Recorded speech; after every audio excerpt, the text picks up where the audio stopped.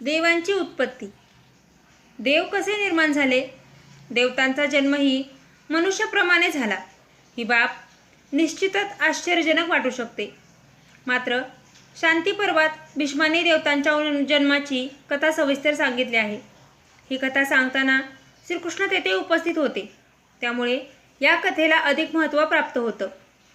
भीष्म असं सांगतात की ब्रह्मदेवानं सर्वप्रथम 7 पुरुषांची निर्मिती केली. तेच ब्रह्मदेवाचे मानसपुत्र म्हणून ओळखले जातात. ब्रह्मदेवाचे 7 मानसपुत्र मरीची, अत्री, अंगिरा, पुलस्त्य, पुलह, कृतू आणि दक्ष प्रजापती. मरीची हे त्यांचे ज्येष्ठ पुत्र. मरीचीने कश्यप नावाच्या मुलाला जन्म दिला. ब्रह्मदेवाने दक्षाला त्यांच्या अंगठ्यातून निर्माण केलं. दक्ष आकाराने सर्वात मोठा असल्यानं त्यांना प्रजापतीच्या पदावर बसवण्यात आलं. या दक्ष प्रजापतींना 13 कन्या झाल्या.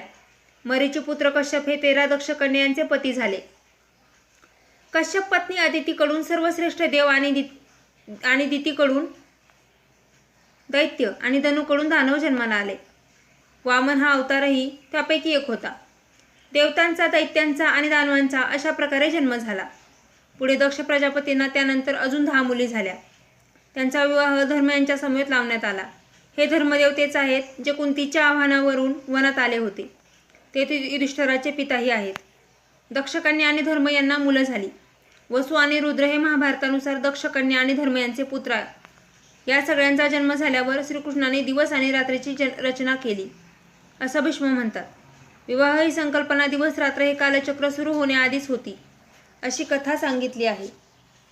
Like and subscribe. धन्यवाद.